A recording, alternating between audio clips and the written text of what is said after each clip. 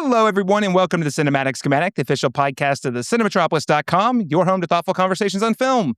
I'm your host, Caleb Masters, and today we are talking about what has been called the first big blockbuster of 2026 and one of the most optimistic space movies in years. That's right, we are talking about Project Hail Mary.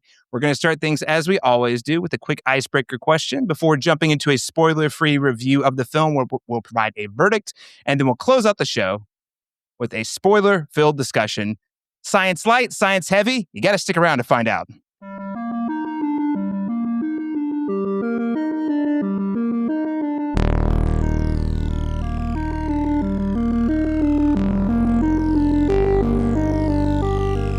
Joining me today, as always, he is the Rocky to my Grace, or maybe I'm the Grace to his Rocky. My co-host and award-winning Oklahoma filmmaker, LaRon Chapman.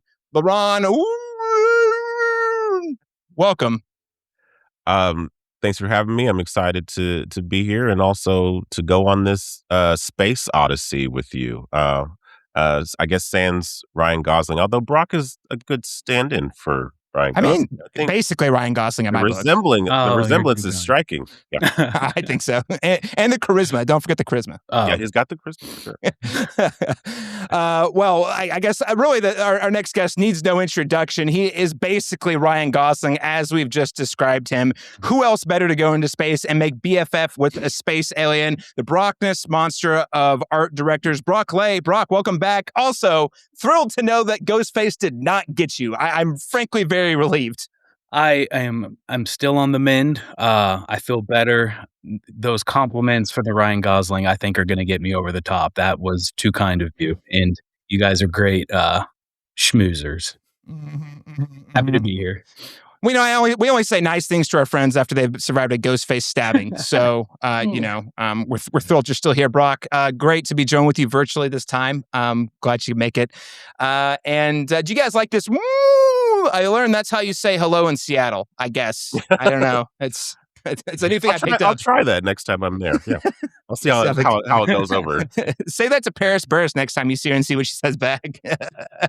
All right. Well, gentlemen, very excited. We have a very special guest. First time here on the Cinematic Schematic. And, we love movies. We're really into science. We're especially into science fiction movies, but this person has worked in the field of science. Very excited to be joined by Stephanie Smith. She is a former social media head over at NASA. Formerly, Stephanie, thank you so much for joining us today. Hello, hello, hello. I am delighted to be here with you and to discuss one of my favorite intersections in the universe between science fact and science fiction. Oh, excellent. We are huge sci-fi head. I mean, I'll speak for myself. Sci-fi is my my comfort genre more than anything. That with a little bit of fantasy, but I think on this show we're really big on any flavor of science fiction, horror, or fantasy we can get our hands on. That's for sure. Listeners, viewers, if you enjoy this conversation, you can really help us out by heading over to your preferred podcast app, giving us a rating, giving us a review. We are now on YouTube for those of you who've been listening to us on audio for years. And if you haven't already, head on over to YouTube, subscribe, like the video, ring the bell if you want to get notified when new episodes drop. Doing all this will help us get discovered by more listeners like you, or perhaps by more Rockies in the galaxy just like you. Well, everyone, I thought it might be fun to sort of kick off our show with our icebreaker question. I tried to come up with what do we do here? We haven't done a space movie in a while, actually. I was thinking about this. It's been a hot couple minutes since we've had a good one. So I thought a nice way to break the ice would be to ask the question, what role would you play on a Hail Mary style mission? And I would say, if you can, for listeners, pick a movie. You could say the movie, or if you want to be super brownie points, bonus points, you could name the mission in the movie. You could name the role you'd play on the ship and perhaps your biggest concern about the mission. For example, I'd be an oil driller on Freedom and Independence mission to blow up the asteroid in Armageddon. My biggest concern would be, as all Americans would be, losing Bruce Willis to the asteroid. LaRon Chapman, my co-host. Yes. What role would you play on a Hail Mary style mission? Okay, so full disclosure, I was a English and history person in school. So science was always a challenge for me. I was a straight A student, but I will say that math and sciences were the ones that I struggled with the most. So with that said, not being necessarily a scientific person, I do love science fiction movies and movies that explore space and the vastness of the universe at large. But I am, however, also a writer and who loves and values and understands the power of communication and words and language. So that being said, I feel like I would be a fellow linguist. The way I'm describing it is discovering how to communicate and creating a teachable language with extraterrestrials before tensions lead to a war mission in Arrival. Nice. So my biggest concern, and this is a little bit dark-sided, but go with me here, is that I would probably empathize with the extraterrestrials. I may, unfortunately, join their cause to exterminate the human race because I think that we have kind of we've done enough to this world. We've done enough to this universe. I feel like it's time for someone else to try. I don't think we're learning from a lot of our mistakes. I won't speak for everybody. I just think collectively as a human race, we've done a lot of harm to our Earth, and maybe the extraterrestrials would have maybe a better chance at creating a civilized civilization. But we'll see. We'll see. Wow, LaRon, I was so with you until you're like, humans, we should probably just give up. That's the opposite of this movie we're talking about today, LaRon. I know it. That is why it's so, we're going to get into it. That is why this movie is so vital. But, also, Did I mention Begonia was number 9 on my top 10 list of last year? So that, it's right there. It's right there. And you'll notice that he has not cut his hair. He's still communicating with the mothership. Yeah. Oh, snap. There it is. Brock, I think, all right, guys, it's time to abandon ship. LaRon Brock, do you need one exterminate the world? No, Brock, we gotta go the other way. One of us. Yeah, we got to get him to re-empathize with. Join us. No, empathy, LaRon. No, you're That's right. You're absolutely right. That said, Brock Lay, I have an opening for a co-host on this podcast, so I had no aliens allowed. Oh no, that came out wrong. Sorry. I'm going to stop digging the hole so it gets deeper and deeper. Brock Lay, what role would you play on a Hail Mary style mission? I feel like I would fall into mine. I don't feel like I would be heavily recruited, such as a LaRon or a Stephanie, with their vast knowledge. I feel like mine would come in the form of being asked to transport maybe the savior of Earth or mankind, a la Clive Owen in Children of Men. I feel like I would be more of a survivalist that just relies on instinct and good friends, good connections, and some seriously well done oneers in those shots. But mine would be more Clive Owen, just kind of falling into it and being like, here we go.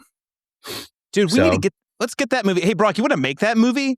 Like Children of Men, but in space? Oh my gosh. That'd be freaking amazing. You've already got your log line. I mean, right? Yeah. Sold. Children of Men, one of my favorite movies of all time. And Clive Owen, underrated. Great pick, Brock. Stephanie, what role would you play on a Hail Mary style mission?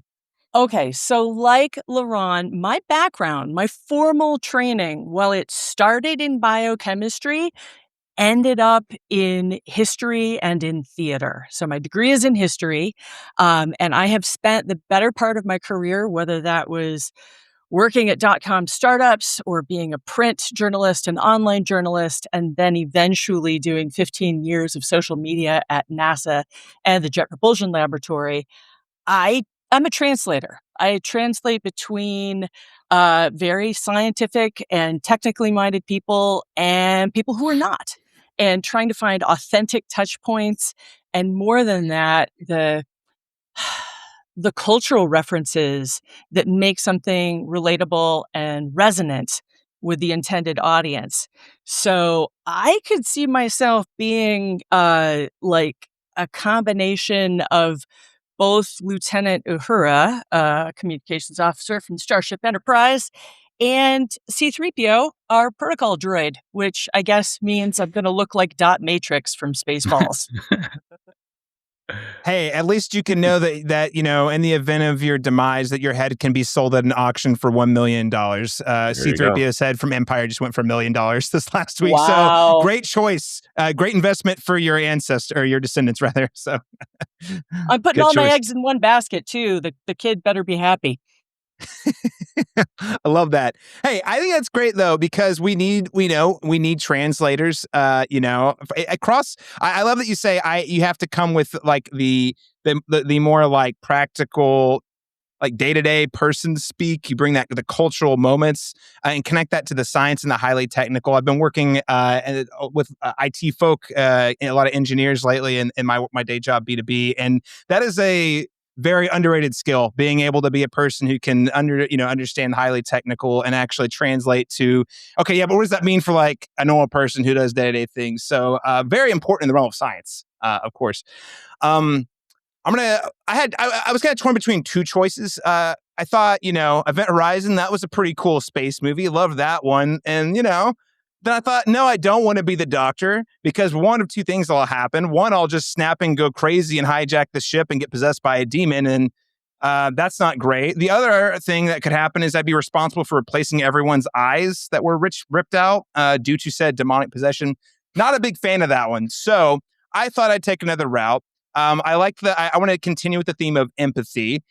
So I'm going to get on the Lima Project from Ad Astra, or Dad Astra, as I like to call it. And I would be the therapist for, in this case, Brad Pitt, because really, he really needed a therapist to keep him from going off the deep end. My sole mission would be to keep him from going off the deep end. My biggest fear and concern would be losing the pilot to unresolved daddy issues. No one wants to have to face their daddy issues in the depths of space. They just need someone to listen to them so they can work it out. So that's my choice. This is true. I'm just worried about the Captain Kirks and Leia Organas of the galaxy, using the wrong story at the wrong time and getting us all offed, right? Yeah. Oh, that's pretty. I mean, especially if you had a whole crew to consider. Communication, very important. You and Laurent are onto something. I'll be the therapist for the communicators. Where have you been all my life? And Brock, of course, will be the man who's like pushing us to go to stick to the mission, stay focused. Good vibes all the way. There. Good vibes all the way. Listeners, viewers, what mission would you choose? What role on said mission would you play? And what would be your biggest concern? If you're watching us on YouTube or Instagram, you can go ahead and comment below the video. Or if you're listening via podcast apps, send us an email at thecinemetropolis@gmail.com. We'd love to get your feedback, input, and a little bit more about your perspective on space voyages.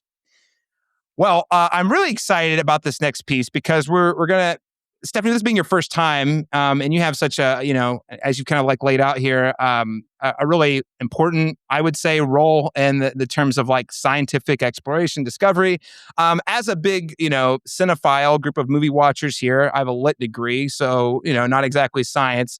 I would love to hear a little bit more about your story, like, and why films like the movie we're talking about today, Project Hail Mary, are really so important to our broader culture, but not just on the cultural side. Why is it also important for the advancements of scientific space discovery, space exploration?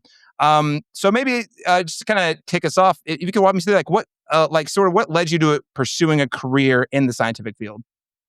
Okay, so if somebody had told me science communication was a job when I was 17, I probably wouldn't have taken quite such a circuitous path to get where I got. But that said, if I hadn't started, in high school doing improv comedy, loving the sciences, thinking I wanted to do an MD, PhD and do drug discovery, so that's what I told the schools, that I wanted to do biochem, and I went to Harvard and I did a year of essentially pre-med weeder classes. I did these science classes and I saw my life just unfolding in the laboratory pipetting, and I didn't want it. But what I really loved was doing research, communicating information to other people, whether that was, in an entertaining way or in an informative way. And so that's when I made a pivot to get a degree in history. Yeah, I worked for travel guides to try to help people from one place understand another place and why it might be meaningful for them to go there. Um, I went to work for a .com startup. I loved the engineers. Spoiler alert, I ended up marrying a software developer I met there. This was at Idealab, a .com incubator back in the late 90s. Um, I was part of the marketing department. I had gone there to write and produce websites, but we got sold for our technology. And literally overnight, I didn't have a job anymore. The only thing left to write were software documents. And because I enjoyed hanging out with the engineers and I could still speak meaningfully to the business people, I got in this in between role and took that forward into journalism, took that forward then into NASA, sitting between the scientists and the engineers on JPL robotic space missions, and eventually at NASA for all of the lab's activities, um, meeting the people where they are, in this case on social media, because reporters weren't telling our story for us anymore necessarily. So many newsrooms had cut their science and technology reporting that we had to start going to people directly because it's in the NASA charter. It says that the agency will share its activities and the results thereof, so missions and the data with the widest practicable audience. Very elastic language, doesn't say how you do it. We ended up finding that social media was super effective, but it had its limitations and things like, 140 characters, you got to distill. And so Yeah. you're not only writing news posts, you're writing science haiku and being able to hit the id just enough to get people to click through, read the rest of the story, watch the video, download the PDF, check out the website, come to the live event. It pulled on all of these things from my past that I didn't know that I was going to use. The translation skills, the love of poetry, the love of performing. It all came together. So you know what, kids, the side quests, that's what it's all about. It sounds like you would have been good on this Project Hail Mary project. Have you heard of it? You would have been pretty good up there. Well equipped, certainly. I would have I mean, definitely appreciated the onboard computer system and its vast quantities of input. oh man, that's amazing. Well, and as we'll talk about more in the movie, there's a certain translation being a very key skill for Grace in the film that you would be uniquely qualified and also have the patience and technical know how to do. So that's super super cool. I do want to ask you just to pick a little further at that. Love to hear about the unique challenge of the public facing side again, trying to distill highly complex ideas into a tweet. Oh, that's crazy hard. Crazy, crazy hard, I'm sure. Or a series of them, right? So Mhm. sometimes you can't get the whole story into this tiny little space. And so you have to pick a facet. And it's not one size fits all. Well, NASA's active on 14 different social media platforms. The people who gravitate to those platforms are all going to be very different. Mhm. And Yeah. so we didn't take a one size fits all communication strategy. Something that would be deeply meaningful to somebody in their midlife um, might lead to a certain way of phrasing or a certain piece of creative attached to the post on Facebook that we would never in a million years use on Instagram, and definitely not on Reddit. And you can swap those around. So it was about really thinking, what what does this mean to that group of people, and tailoring the tone, tenor, and timing of the message for each platform. Yeah. Incredible. Again, you have to knowing your audience or audiences or verticals, they're super essential. What was your favorite part? Like, so on the communication side, that's super cool. What was your favorite part about sort of working with the people who were like in the deepest science of the scientific study? Like what was that process like? Was it just like you get a brain dump and you kind of had to decipher it? Was it like a fun research project? What was that like? Yeah, it depends on the field. Astrophysics that is a mind bender out there. And so talking with the astrophysicists, and oftentimes I would like need to pull on other members of our newsroom. We had beat areas. And so there was a woman whose beat was the universe, literally, who was very, very good at breaking things down. And so I would pepper her with questions if I couldn't get directly to the scientists, to try to wrap my head around, what is it that we're looking at? Explain these gravitational waves to me. And oftentimes I would end up using the educational materials that we had made for elementary school students. So this idea of Ryland Grace being so good for Project Hail Mary and having come with a middle school science background, to me, does not sound far-fetched at all. It means that he really, really understands the science behind, what he's trying to explain, and he can break it down into easy to understand words or activities. Like there was an activity after the discovery of gravitational waves that, I'm not kidding, used a tray of Jell-O, a laser pointer, and 2 marbles to simulate the collision of 2 black holes and how it shook space-time. Oh, wow. Wow. That's cool. That's super cool. If it works, I guess, Yeah. man. And it was like, I watched that demo and I was like, oh, I get it. Okay, Yeah. cool. Yeah. The metaphor there is impressive. Like so you just said it, and then I imagined what that would look like. So yeah, I mean, I guess Right. That's You the drop job. if you point the laser pointer through the Jell-O, and you've got a detector. In this case, it was a piece of cardboard, I think, but you could see the dot on the other side, and then you drop the 2 marbles on the Jell-O, and you watch the dot move. That's LIGO. That's the detector right there. Only instead of a 9 by 13 pan of lemon Jell-O, it was a very, very long tube in the desert. Okay. Oh man, that's so cool. Wait, all right. Well, you mentioned there we're teeing up towards the Project Hail Mary piece, but you also mentioned that you have a love and passion for like poetry, for example. What in terms of like film and television, did those play sort of a role in your interest in like pursuing any sort of the scientific component growing up? Absolutely. And I would point to one science fiction and one science fact. So the Star Trek universe was very important to my nerdy little heart growing up. I watched the original series reruns with my dad, and sometimes he would bake chocolate chip cookies. And I'm not saying I'm Pavlov's dog, but I have those inexorably linked in my mind that it was all good. We're watching Mr. Spock and eating hot cookies. It was great. And then when I was in junior high, I was just giddy for Next Generation. Yes. But I Next Gen. also watched Scientific American Frontiers on PBS with Alan Alda.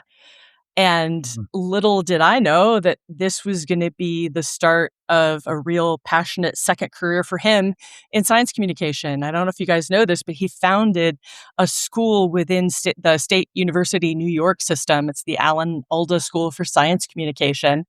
And I did not know that. I didn't. yeah, he uses tools. It's not just him, this whole group of faculty that at this institute they lent his name to, teaching scientists and engineers to be better listeners and better communicators, not necessarily to be out there being all like waka waka funny, I need a non-geographic location, but to genuinely listen to the questions that are coming to them and answer them in non-scientific language. Now, there are a lot of words that have a very strict definition for scientists that have incredibly different connotations for people who are not.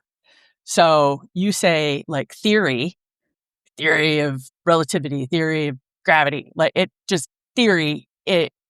If you're not a scientist, you don't know how rigorously tested something has been to get to that point. It just sounds like you're winging it. Yeah. Yeah. Well, that's an interesting because as a writer, something that comes to mind to me, especially if I'm writing about whether it's like I'm writing about police officers in a story. I was like, I'm not a police officer, so I don't know the jargon that they use. Or if you're making a political thriller of sorts, and it's like there's certain things that they use. I think it was Aaron Sorkin who mentioned this. He was like, you just got to give them enough information to kind of make it intelligible to a general audience, and they'll go along with the ride because they're not really, unless they're in those fields, are gonna be like, well, that doesn't sound right. You know what I mean? Like they're typically, if you do, you know what I mean? Like, some Right. some effort there, then there's definitely a way to And let the audience in and make them feel like they understand, even though they may not truly understand all the details. Yeah. I feel like we got really lucky. Like the science community got really lucky with Andy Weir because he does have a technical background. He used to work for Sandia National Labs, which is something I found out when he came and spoke at JPL after the Martian book had come out. The Martian movie was coming. JPL ended up hosting the junket as they did for Project Hail Mary. And somebody in the audience asked, like, how did you get JPL so right? How did you get this, what it's like to be at a federally funded research and development center? And it turned out he'd lived it. He had that lived experience. And I think he's so passionate about science and about engineering that he works a lot of real stuff into his storylines that trickles down into the screenplay and what we see play out in the finished film. And he also knows enough about storytelling to decide when to break those rules and when to choose things that are not accurate. Although, like the scuttlebutt I'm hearing from the scientific community on Project Hail Mary is like they've got a very nitpicky thing that they're like, that's wrong. And it's honestly, in the grand scheme of things, it seems so small to me that I'm like, that's all you got?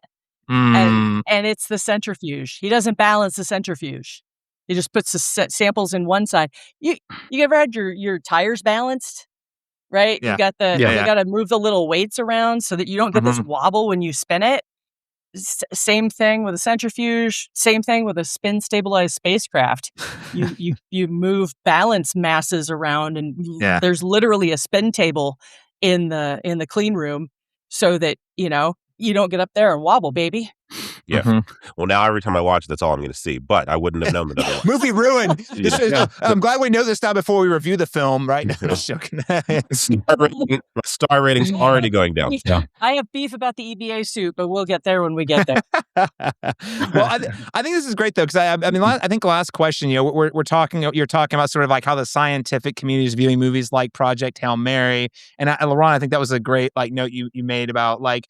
The average viewer is never going to understand all the science. They just need enough to understand the principles, and that was a thing we'll talk about more as it relates to Project Hail Mary. But that was the thing I love about The Martian, for example. I still haven't read the novel, but the movie, the thing I was really impressed by it was, I'm like, I don't understand that. I know there's probably like chapters on chapters for how the stuff actually works, but what was so impressive to me about that film in particular was how it gave me enough, like, how does he grow crops on Mars? Well, I don't know. And then he goes over like, oh, you could do this, this, and this, or and then I was like, oh, okay, yeah, I'm following that. I know what these things are. I can track that. And then he would, encounter a malfunction or an issue, and he'd say, oh, here's the problem I encountered, and here's how I fixed it with this other scientific thing. It was super impressive. And I guess that kind of brings me to the question, just kind of like more broadly, but also Project Hail Mary, Stephanie, like, why is Hollywood putting films like this in the theaters so important in terms of sort of like driving a meaningful conversation about space exploration and scientific discovery?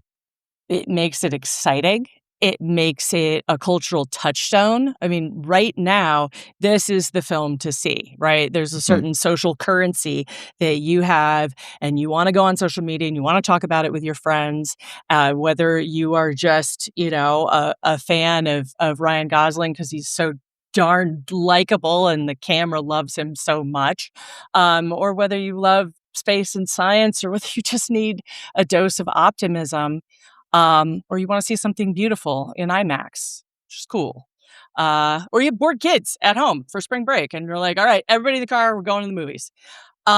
Whatever it is that gets you into that theater, and then you're talking about it later, that becomes this incredible invitation for NASA to join the conversation, not in like a well, actually kind of way, but in a relatable way, to be able to be like, okay, so you saw these technologies or you saw these images. Well, guess what? Here's the real mission that this is based on. Not Project Hail Mary, but like when we get to Adrian and we're looking at Adrian, the look of those storms is almost identical to what the Juno spacecraft was seeing at the poles of Jupiter. It's different color, but the swirling patterns, it's a dead ringer. There are some shots looking out over the horizon while Grace is out doing the collection spacewalk, where you can see the aurora in the upper atmosphere. It's not surprising to me that astronaut Don Pettit was one of the science advisors that they brought in. He's this longtime NASA astronaut who is an absolutely phenomenal photographer. And one of his big hobbies in what little free time he had on the International Space Station was to take things like long exposure photos from space or pictures of aurora. And so all those visuals in the film are informed by real life. And NASA can then talk about like, okay, why is that green and why is that pink? They didn't just make up those colors. That's right. But when there's something that's wrong, like I look at it as the little seed, the little grain of sand that makes the pearl, because it's the starting point of a meaningful conversation. So in The Martian, the big, tense moment that causes the crew to abandon Matt Damon's character is that windstorm, right? Mars has windstorms. They would never be able to impart the amount of force that you see in the film because the atmosphere is 1/100th as thick as Earth. So it could be blowing really, really fast, but it can't impart any force. You wouldn't have your rocket tip over or be in danger of tipping over. Be far more likely that they would lose communication with him because of a burst of energetic particles from the sun, but that's not cinematic. It doesn't read as, oh my gosh, the ship is going to tip. We got to book out of here now. So I understand why from a cinematic perspective, the choice is made. For storytelling perspective, it's just way more visually dramatic, but it gave NASA the opportunity to have a conversation. And once we can get people in the door with one conversation, whether it's about a movie that they saw or an eclipse in the sky, that's the gateway to a real relationship.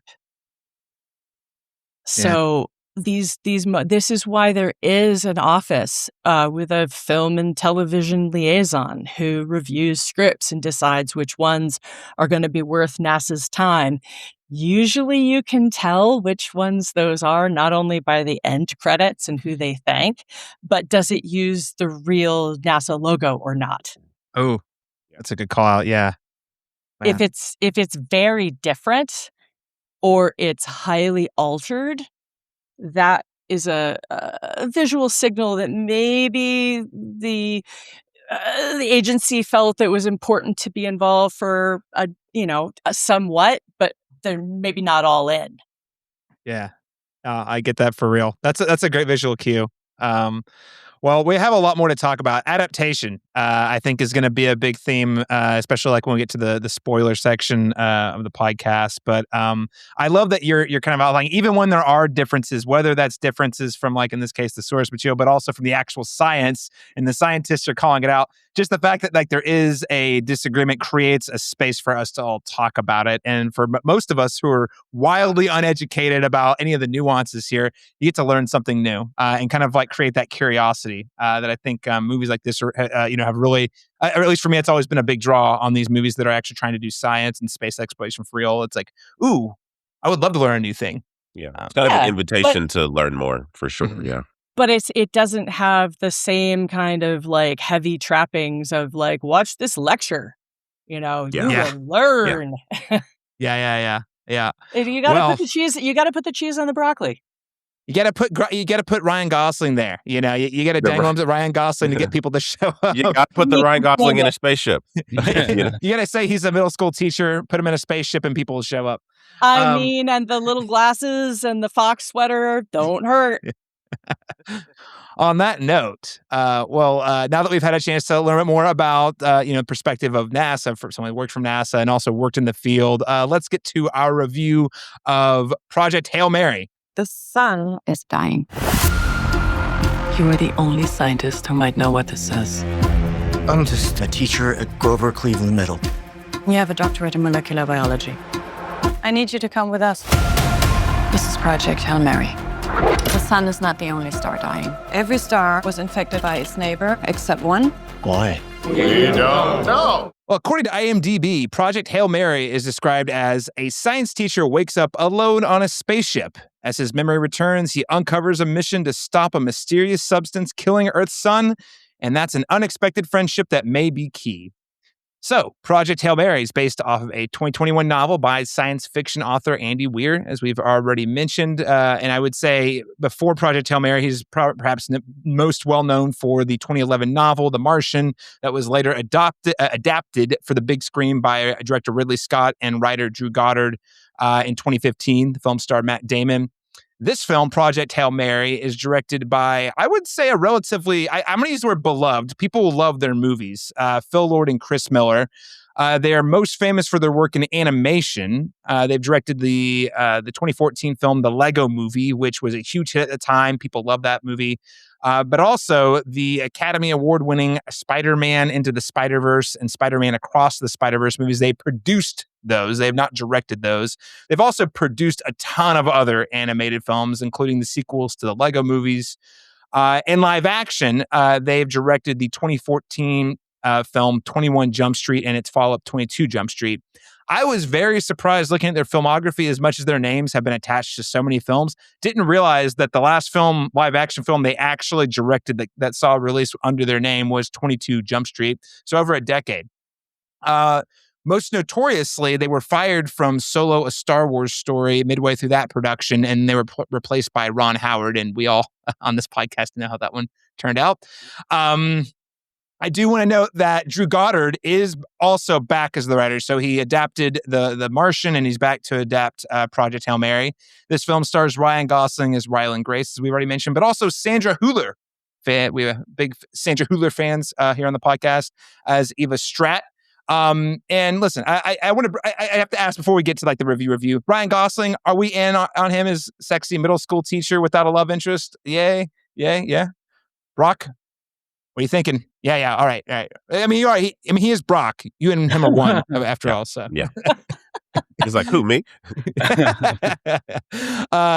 This is the film. This film had a production budget of $185 million, and this is produced by Amazon MGM Film. And I want to call that out because Amazon Studios has been releasing films for a while, but Amazon MGM is a relatively new umbrella for them since they acquired MGM.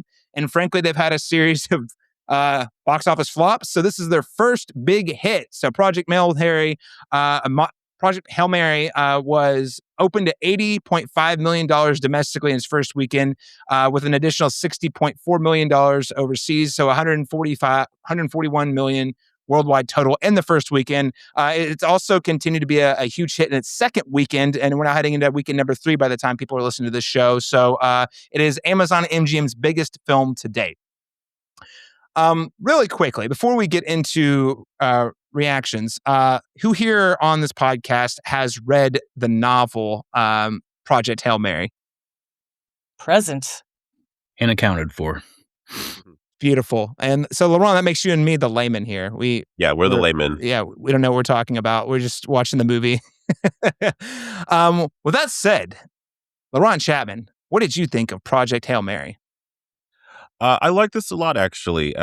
Without like necessarily being like bowled over by it, I enjoyed it quite a bit. I think it was a very fun spectacle that has a lot of heart. It has its heart in the right place. I think that and I think that it's going to be like a young kid's version of what maybe 2001: A Space Odyssey was, or Gravity. And I think that Gosling is such a movie star. He really carries this 2 hour and 36 minute movie. I call it a feel good space hang movie on his shoulders. And I think that for me, honestly, my only gripe, and this is probably just a me thing, to be honest, is that it is the humor in this is laid on very, very thick. So when we get to more kind of tense or emotional beats, sort of I would say that because of that the humor is laid on very thick. There's a kind of we're talking about optimism here. It is a very optimistic movie, and I don't think there's anything wrong with putting optimism in movies. I just think for my taste, when watching a science fiction movie like this, typically there's enough tension, where I'm really genuinely locked into the stakes and in that regard. And I felt like because I was having such a feel good time and the sugar high of the humor between Ryan Gosling and the extraterrestrial character Rocky, at times this almost felt like a kid's film, and I'm not sure if that is what the novel was aiming for, what the movie was aiming for. But I was like, I could see this really appealing to a very young audience. Maybe the runtime might kind of creep up on them, at the 2 hour mark. But for the most part, I felt like I could show this to my little nephew, and I think he would love it. You know what I mean? Like in that regard. But that being said, I do think it was very visually wondrous, and I think that the crafts in particular are very strong. The score I really enjoyed. And I think that overall, yeah, this it put a smile on my face. So I think overall I enjoyed it. All right. Laurent coming in very pro with a couple of qualifiers. Brock Lay, I'm going to turn to you first. First of our two book readers, I'm really interested to hear kind of where you guys come down on this. What did you think of Project Hail Mary? On what I liked, I think one of the strongest parts of the book Rocky, like how to make a extraterrestrial character that has no features or way of actually communicating funny in the book. I feel like they carried that over pretty well into the film. He looks kind of like what I would have thought, acts exactly like it, and I thought it was really good the way they portrayed him. I think that probably could be why it leans towards kids more, because he is more playful and fun, like Laurent was saying. Full puppet, by the way, completely no CG, fully done as like a with puppeteers, which is really interesting. And it was incredible. They did a really good job. What I didn't like was some of the parts that were left out from the book. I think there was major character development aspects to the book that really flesh out Gosling a lot more, and not even being a big science person, like just in terms of like not knowing things, like NASA and all of that. I loved in the book how thorough everything was, and the reasons why they made all of these decisions was because of science, because of math, because of that's what needed to happen in order for this entire thing to succeed. And so I didn't like that there were aspects of that were left out, explaining these certain decisions that carried them through the film. And I feel like that really lacked, because I feel like it made everything feel too easy. Like the stakes weren't as high as they were in the book. And I felt like that was in the film. Like it just felt a little easier than what it really should have been. Yeah. We'll talk about more in spoilers. The third act moves. There's a certain sort of like the pacing and the momentum at the end of Act 2 and Act 3 was really different than I expected. And I totally see where you're coming from on like it's easy. It's like, oh, all of a sudden there's a problem that presents itself that then is very quickly resolved with some explanation. But we'll get to that. Sorry, is that the low altitude beeper going off, getting closer to spoiler territory? No, you're good. No, you're good. All I'm saying is, no, you're good. You're good. Good. But no, all I'm saying is, there are conflicts that occur, and I do feel like I agree with you that they are solved with some form of ease. Versus, we don't spend as much time as I'm imagining the novels actually trying to work it out, like with math and whatnot. Stephanie, what did you think of Project Hail Mary? Okay, unabashed enthusiasm over here. I loved it. I went and saw it. I've seen it twice this week. First time with 3 friends and one 12-year-old who had read the book and was a big space fan herself. She had opinions, definitely, about the chunks that she's like, oh, they left a lot out. And if you want to see them show their work, definitely read the book, because there is a lot of problem solving that happens in a really logical way that might not be the most fun to watch on film, or it might have made that film, 4 hours long. So I understand why they made the choices that they did. Am I internally a 9-year-old? Yeah, probably. And frankly, all of the greatest scientists and engineers I worked at JPL and NASA in my 15 years there, and now I'm making my transition back into civilian life. The ones who stayed curious and who stayed enthusiastic like a kid, like unabashedly enthusiastic, were really, really, really good at their jobs. And that enthusiasm for science and engineering that is cool, and finding inventive solutions to things with stuff you can get at the Home Depot. That whole sequence from the film made me think of some of the engineers I knew who worked on Spirit and Opportunity when they were trying to come up with a landing system. And they went and bought a bunch of stuff off the shelf at the hardware store to mock up ways of testing different things. So it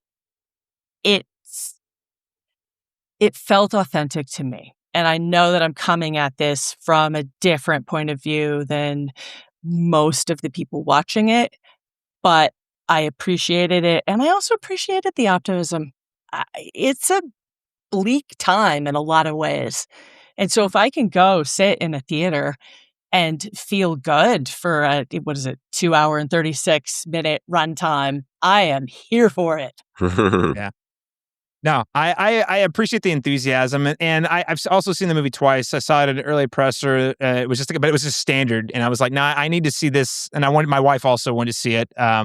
So the second time I went with her and saw it in a Dolby screen, and it actually did make a notable experience difference, just the level of immersion and the amount of screen you're able to see with the sound. And I will say this, especially coming off of LaRon's icebreaker question, and Stephanie, to second your point, we need optimism in anywhere we can get it, frankly, at this point, but especially in our movies.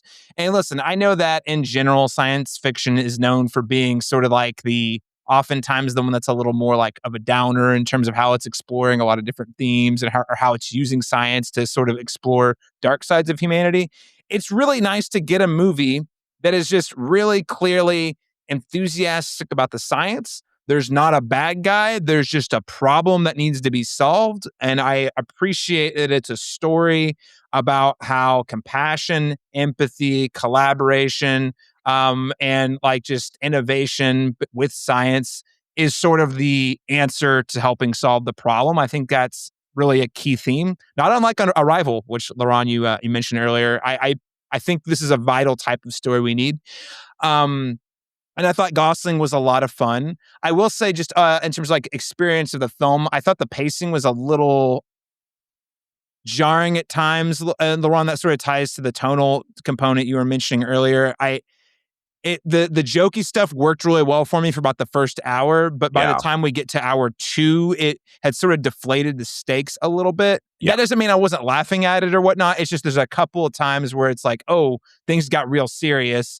And they kind of worked themselves out relatively quickly, which to Brock's point, that didn't ruin the movie, but I do feel like in terms of like the moments, I feel like I think there was like one time in the film we'll get to it in spoilers, why I was genuinely emotional, like, oh my God, what's going to happen? And I think the movie was well executed in that regard. Everything after that, I'm kind of like, it's going to work out. Like, they'll figure it out, you know? And it's hard to find that balance a lot, specifically. Like, when you're in a high stakes situation, if you undercut it with a really, like, LOL joke, you're kind of like, wait, am I supposed to be feeling like stressed out or happy right now? You know what I mean? And find that, and I think for the most part, they did a good job with that. There was just some instances where I felt like this is a moment I would have scaled the humor back a little bit and let the natural tension of this moment kind of play out. But I think that's me as a writer director making like little, like, you know, tonal gripes. But, you know, in general, in this movie, obviously, what put a big smile on my face. I thought it was, again, like a warm hug in many ways. As you mentioned, maybe kind of a film we need right now, with, again, all the cynicism and darkness in the world.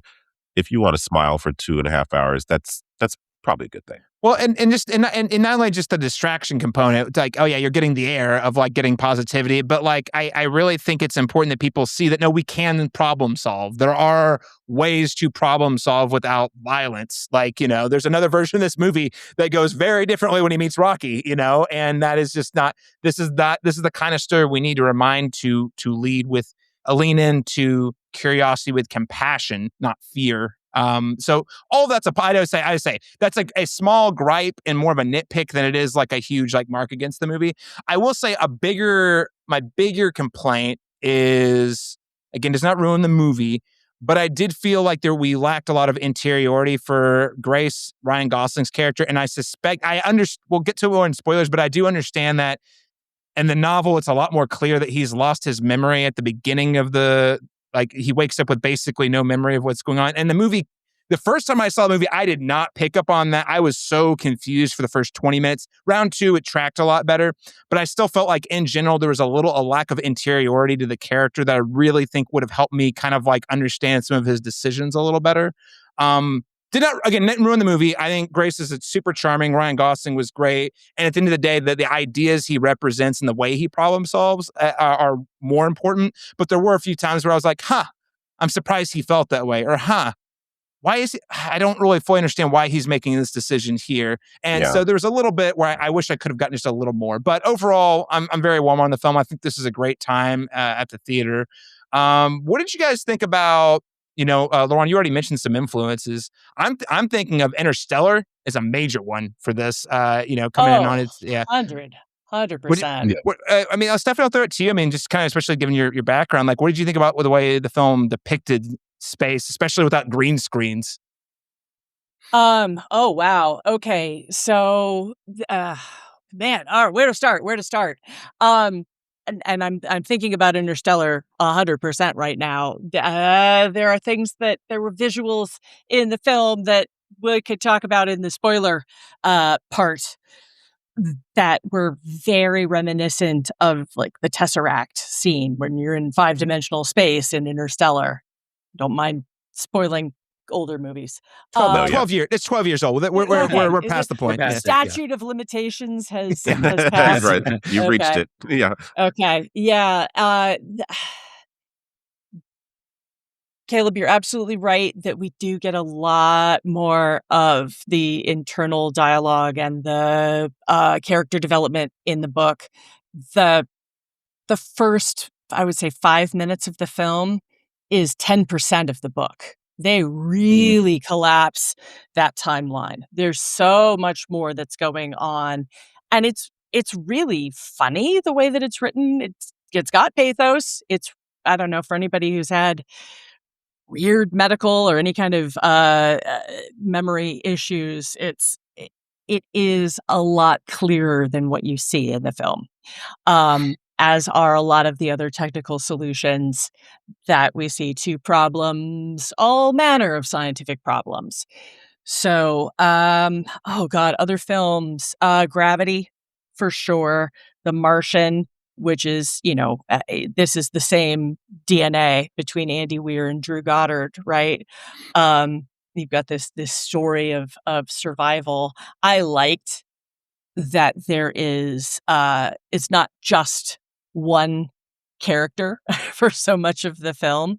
Not that Matt Damon isn't great, but I enjoyed the sort of buddy movie parts Yeah. of things. Should put it that way. Other space movies, I don't know.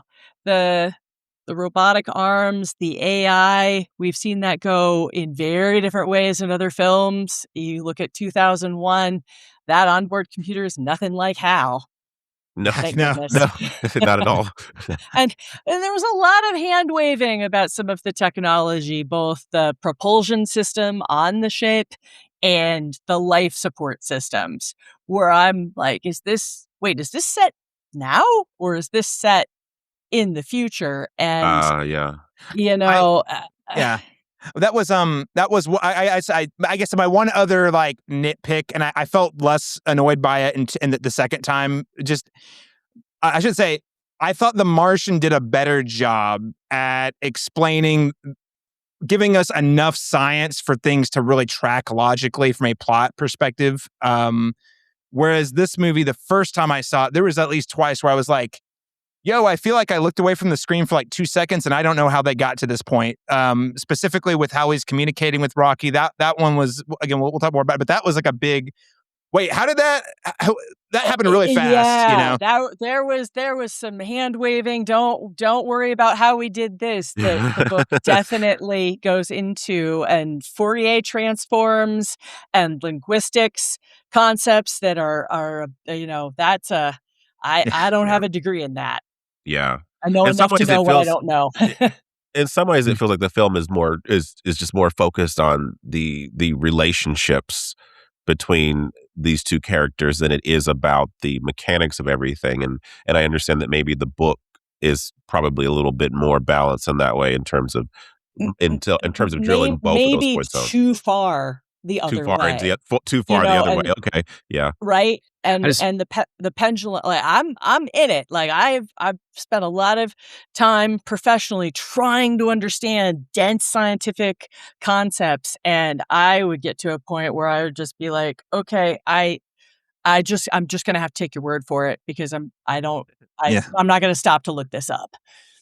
I just feel like it takes away from Gosling, like how smart he really is and some of the things and how they rush it. Cause like he does do a lot of like really smart findings and experiments and things that to help him problem solve. And I feel like they kind of took that away from Gosling's character in the movie to kind of where he doesn't like, I don't know. I just feel like he doesn't have as much, but Yeah. As much depth of knowledge of there. knowledge that he really does.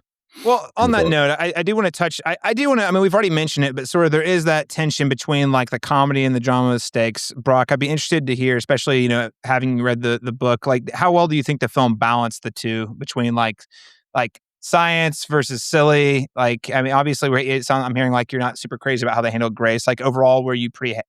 Was it more of was the sort of like sillier, or lighter tone more of a plus or a detractor for you? It was kind of a detractor, like, and I know like in the book there is humor because like Rocky trying to connect with Grace, how he would say things or react to things, he would try to say them, where Grace could understand them, and it was humorous in that moment because just of how the language barrier between them and how he would try to be reassuring or say something in like a stressful, tense moment. And that would kind of bring a little bit of humor to it in that way. But I feel like they leaned a little too far in this one. And Gosling, as great as he is, I think maybe leaned a little too far into it with the humor as well. And then it kind of took away from some of the balancing of high stakes sci-fi. I mean, it just, again, like just little things like you said, like, how did you get to this decision, this conclusion to do this? And they skipped. Like, I'm not saying because I agree with you, Stephanie. It would have been a 5-hour movie if they had to explain or everything. just but montage on montage on montage. some things I'm like they really skipped over that, and it would have been helpful for viewers who haven't read the book. And so I think like, but if I would have never read the book, I probably would have enjoyed the movie much more. Yeah, as I said, I've heard from a couple of people who've read the novel, so you're not alone in that, Brock. But having not read the novel, there were certain things I got caught on, but it wasn't like enough. I think like there was a lot more hand wavy, but overall, like the things that work about it, or for me, like were a lot more that connected with me a lot more deeply than the things that were like kind of like, I would have liked this a little bit better. But Well, kind of like what Stephanie was saying earlier, like in terms of like this being like a precursor, like for somebody that may want to explore more of this information. Yep. That's typically how I treat adaptations. If I find that a movie that I really want to see is also a book, I'll watch the movie first so that I don't compare the two. Because typically, if I do it in reverse, the book will deepen my love for the movie and not the other way around. Yeah, sure.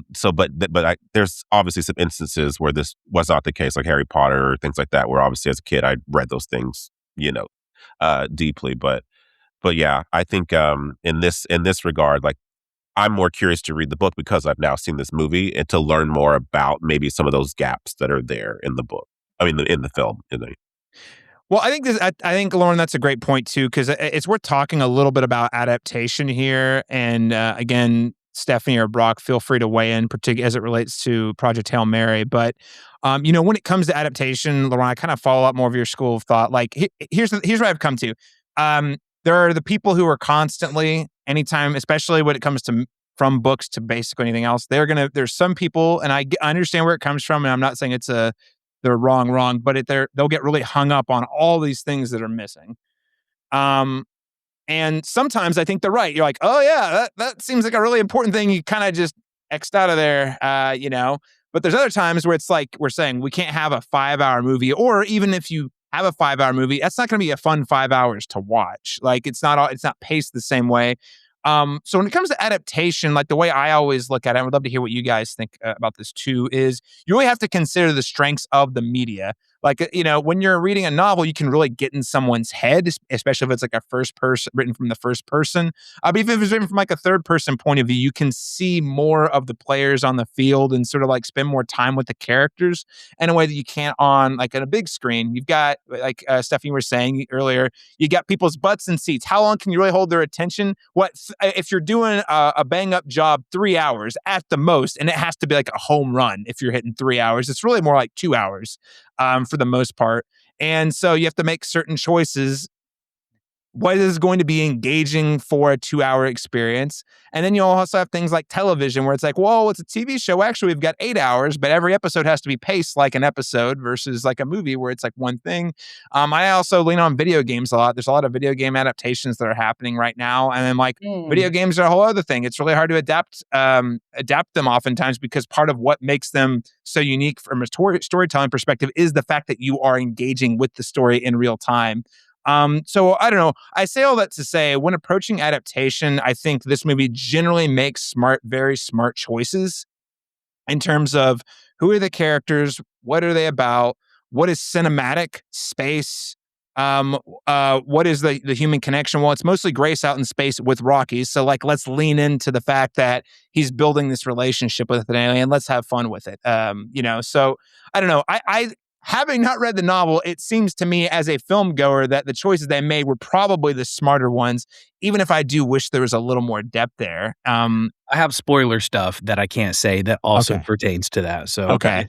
It's not just surface level. Okay. But I had sorry, go ahead, Stephanie. No, please. I had a very interesting way into the book. So I saw the teaser for the movie and then knew nothing about it and didn't know what Rocky was in that teaser, because it was just like I think him pushing his claw into the mesh xenonite ball. And so I was like, oh damn, that looks kind of crazy, kind of scary. So I bought the book. And reading the book, because we're talking about it, so we all know that it's a buddy movie. And reading the book, whenever he first makes contact with Rocky, I read horror novels. That's basically all I read. So I bought this one thinking it would be like a sci-fi horror novel in space. And so you think that there's going to be the antagonist alien that, creates like something hard for Gosling or for Grace to overcome to then save Earth. And then so in the book, whenever it ended up being just a nice alien who like befriends, Riley and Grace, and they go on this like crazy adventure, it like kind of wish they would have done the movie like that, not showed Rocky a lot for people who haven't read the book, and just hooked them with Gosling and like the space and like the drama of it all. And is there an alien? What is that? What is that creature character thing? I don't know. Kind of like how I always come back to it. From Dusk to Dawn did it. They thought it was a heist movie, but then it's a heist vampire flick. Like, what was this? Yeah. What if this was Alien Save the Earth, but then it comes a buddy film saving the Earth? I don't know. Just kind of flip it. Because go ahead. Oh no, sorry. Go ahead. I cut you off there. I was just saying, like, how I came into it was just like very crazy. So I thought it was going to be one thing, and it flipped it on its head, and I had this whole other thing thrown at me, and it was really fun. I do kind of wish they had marketed this slightly differently, where either they like made Rocky a much more of a question in terms of his motives, or not showing Rocky at all. I know he's kind of the hook for marketing though, so it's tough. They gotta sell those toys though. You know, kids want those Rocky toys. You know, like so. I agree with you though. It would have been nice. I mean, I will say, I think before the TV spots that have come out post release, I wasn't aware of that. And so I like the subversion of the fact that the alien becomes a friend and not a foe, you know, in that regard. But I agree. Like now, if you look at a TV spot, it's like cutesy Rocky all the time, like in the trailer. So they're like trying to get those tickets, you know, sold to little kiddos too that may see that and say, "Ooh, that looks cute or fun," you know. So, yeah.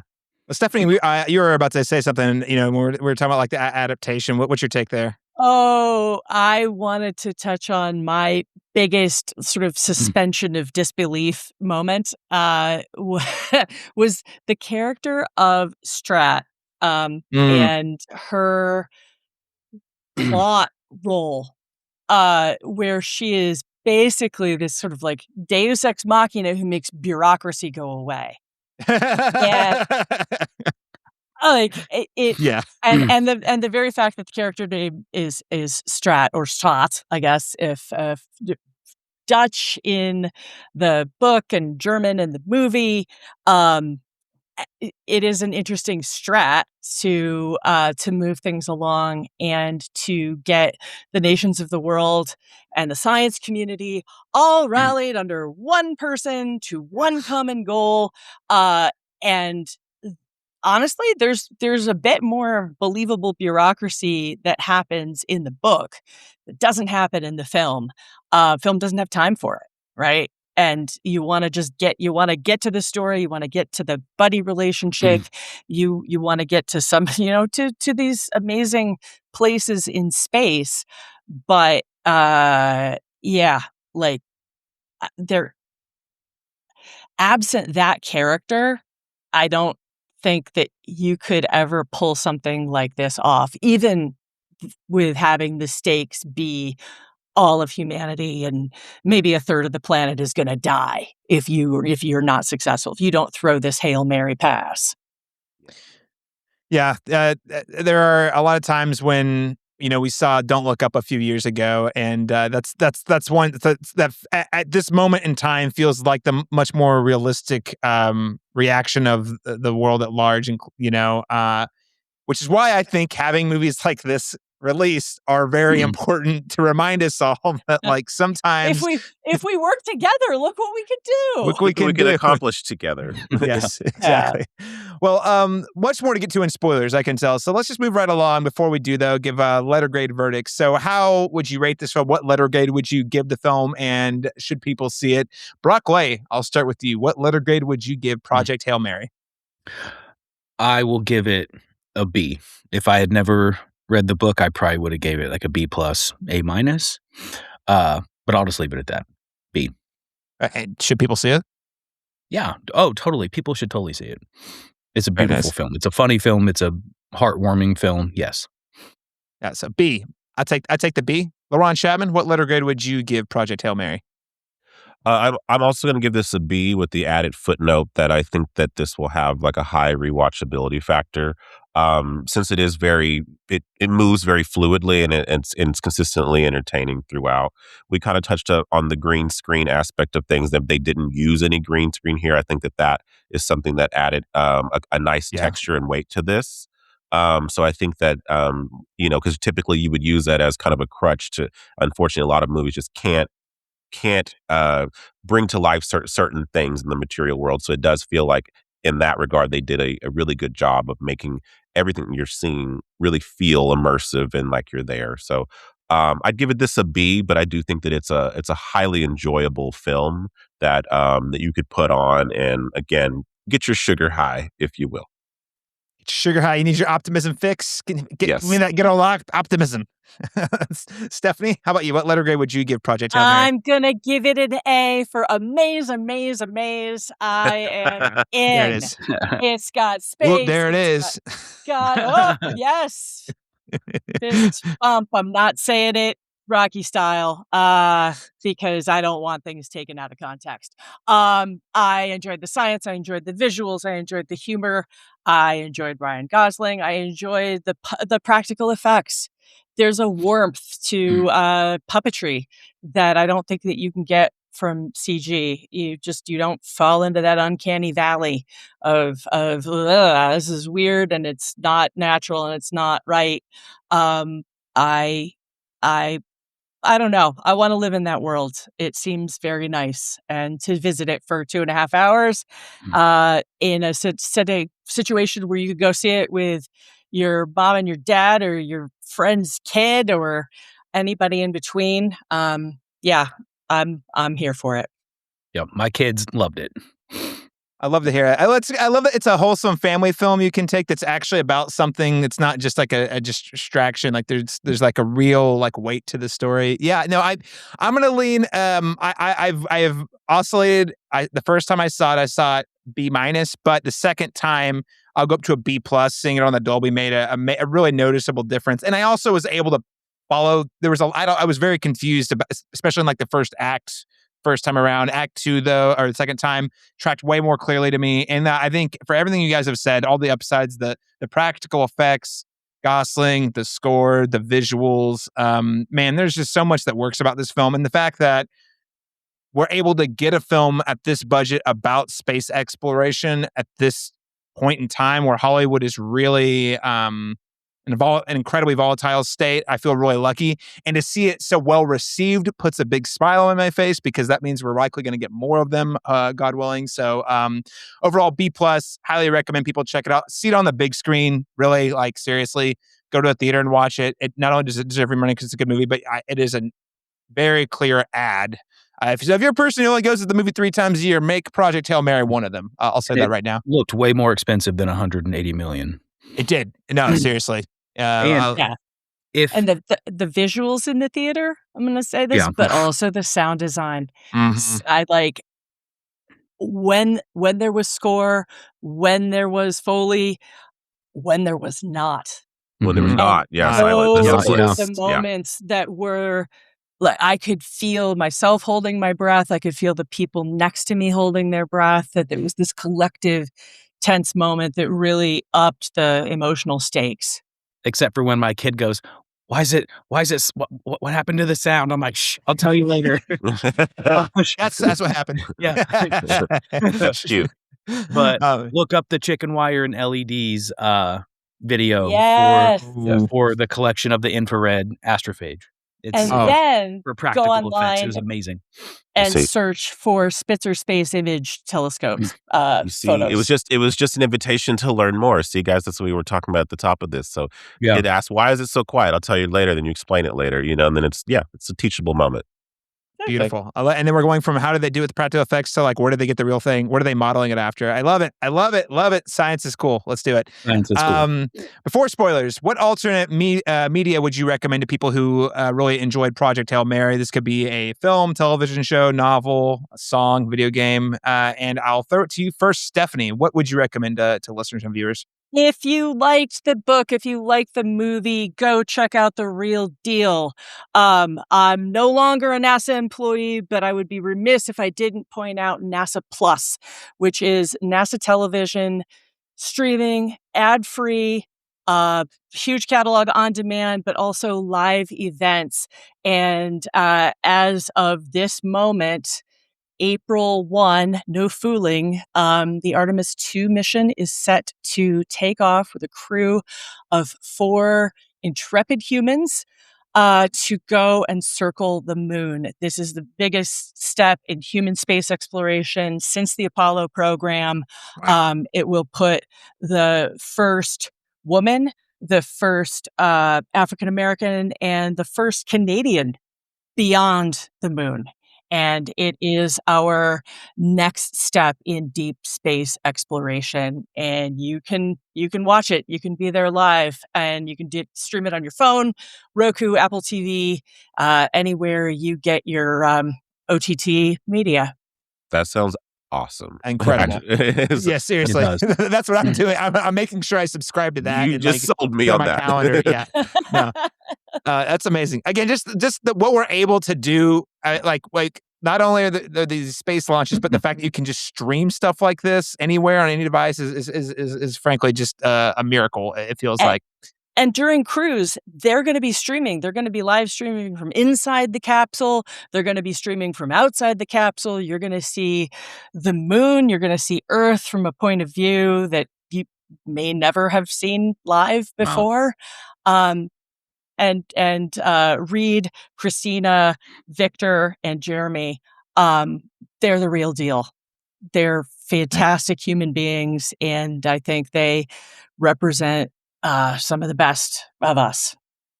Oh, man. Love to hear that. So listeners, that's your main takeaway from this episode right there. Learn more, watch more, see the cool stuff that's happening. That said, Broccoli, I hate to pass it to you to follow up on that, but what else should people check out? They got to have some fun time between now and when the next launch is. Well, I'm actually so glad you passed it to me, because Stephanie teed it up for me perfectly. You can watch Artemis 2, but my next book I will be reading, and I haven't read it yet, but I know it's going to be good, will be Artemis by Andy Weir. Because I did hear that Lord and Miller do have the rights to that book, and they will going to make that film. And it's about a girl who wants to get out of her small town, but her small town just happens to be a colony on the moon. So wow, just sounds like it would be like another kind of really good one. So that kind of works perfectly with Stephanie's rec. It's perfect. Compatible. Man, anywhere. I really need to read these. He seems like the Michael Crichton, but for space is kind of the vibe I've got, right? Like where you get really, really into the science, but also is a good storyteller. Man, the recs are coming. I need to get on that train. Lauren Chapman, what should listeners, viewers check out if they enjoy Project Hail Mary? Well, we mentioned them, but just for reemphasis, Gravity for the technical prowess. If you want something very similar, visually speaking, the problem solving momentum aspect of The Martian is present in, as we've kind of said, in varying degrees of success, but it's definitely in the film. And then I'd also mention Arrival again, just with the idea of the language barrier, and then trying to find a way to communicate with something that you don't have the language for, but you can create a language together because there's other ways to communicate than just with the language that we have. There's other visual cues and nods and movement that I found a nice parallel of between these two movies. So Gravity, The Martian, Arrival. Good stuff. There's no way I can talk. Oh, yeah. Show and tell. And I'm going to say, yes, the puppet show, right? If you haven't been to the Project Hail Mary official website, down in the lower right corner, there is a downloadable file. And if you have access to a 3D printer, even if you don't have one, your local library probably does, you can print your very own Xenonite spaceman. This gave me the impetus to actually learn how to use our 3D printer that we've had for many years, and my technically minded son and husband have been using. Well, this time I got in on the fun. It was a lot easier to use than I thought it was going to be, and now I have this cute little guy, which there we go. Now I could do all kinds of puppet shows about space. So there you go. You two can communicate with Rocky. That's beautiful. Lastly, I don't know. I can't top that. Here's what I'll throw out there. So me and my wife, when we did our road trip moving up to Seattle, we stopped in Los Angeles for a couple of days, and we went to the Griffith Observatory. I had been to the outside multiple times. I'd never been inside. Hey, if you think science is cool and want to learn about like the depths of the galaxy and what we can see with telescopes and all sorts of the crazy stuff blowing my mind, they have multiple films that play a day within the observatory. Highly, highly, highly recommend checking that out if you happen to be in the Los Angeles area. Yeah, sure. Go get your photo op in front of the observatory. Do your La La Land pose. I get it. That's great. But also, seriously, it's worth your time to go in and actually check out the awesome stuff inside, in addition to watching the films they have there. And this last one's a trash recommendation. But firstly, I'm always going to go to bat for Armageddon. It is an aggressively stupid movie that is like comfort food, and I've watched it on TV so many times. And also, yes, I do think that the commentary on the Criterion DVD with Ben Affleck might be the best work Ben Affleck has ever done in his entire career. If you don't know what I'm talking about, get on YouTube and look up Ben Affleck commentary on Armageddon. It is wild and hilarious. Yeah. Fun fact, there is an active member of NASA's astronaut corps, Denise, astronaut by the name of Denise, and her last name is escaping me right now, but her background was working in offshore oil drilling rigs. No way. Before she became an astronaut. So, between that and the Near Earth Object Program Office that you saw in Don't Look Up, I mean, we're halfway there in real life. Michael Bay was right. Michael Bay was on to something. I hate to admit that, but go ahead. Not often. Not often. I also would say, but yes, so watch Armageddon, but also don't sleep on Deep Impact, the other movie that came out in the same year, also about NASA trying to save Earth from asteroids. Also, great, fun, dumb movie. I think I might like Deep Impact. Armageddon, more fun. Deep Impact hits more emotionally, I would say, if I was going to kind of compare the two, but both a good time. All right, listeners, viewers, thanks for tuning to our spoiler-free review. If you do not want to be spoiled on Project Hail Mary, go ahead and tune out now. Cooper, what are you doing? Docking.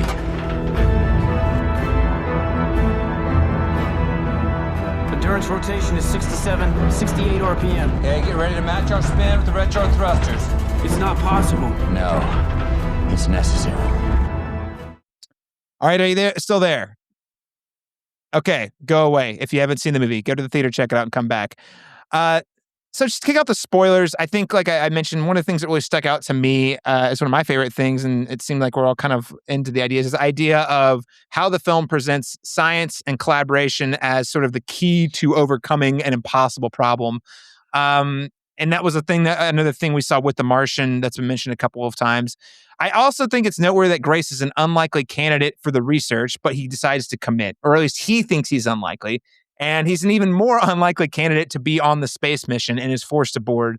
And I think, all this is what leads him to meet Rocky, which is the alien he must work with to discover the answer to killing the astrophage. So I wanted to just kind of pose the question, and we can get all the spoilers out now. Any part of the movie is on the table. But I mean, I wanted to see, like, from your guys' perspective, how is the film using Rocky as sort of a vehicle for the like bigger, more optimistic themes of using, scientific discovery and collaborating with an unknown entity to problem solve? And go for it, Laron. Well, I was going to say, I think it kind of underscores what we've kind of alluded to earlier in the episode, of this idea that, like, he might seem like an unlikely candidate to do this extraordinary otherworldly thing, but really it's something that we all kind of possess in different, we all have our different strengths and our abilities to do that. And it sounds like Rocky being kind of a conduit in that regard, where, like, maybe it seems unknowable, but maybe there's something that you contribute to this conversation and this sense of collaboration. And if we do it together, and as you're saying, leading with compassion and an openness to different perspectives in that way, that collectively we can create those kinds of change. Maybe not one person by themselves, but maybe a group of people with different ideas and different strengths and different qualities in that sense. Yeah. So even a middle school teacher can actually, okay. Yeah. A middle school teacher who does not want to do this mission and his hand is forced to go up there. And that's something I think that Gosling navigated very well. Like, he does come off as a smart and thoughtful person who is even challenging this idea of non-H2O Non-water based life. non-water based life Yeah. forms. Like he's willing to kind of buck the system in regarding like like this is something that he truly believes, and then even when it's undercut and even when he's up there in space, allegedly alone at the time, you're like, yeah, he might be out of his depth in many sense, but he has a scientific mind and he is able to kind of go through the the paces with everything and figure it out. And we believe him as he's discovering these things moment to moment, even if he's learning them for the first time.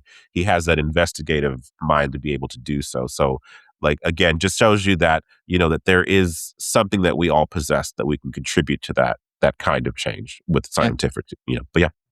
Well, we can all participate in science. Absolutely.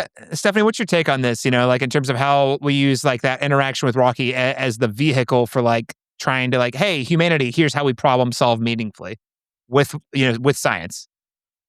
I love that they started with math, that is the universal language. And then from there to,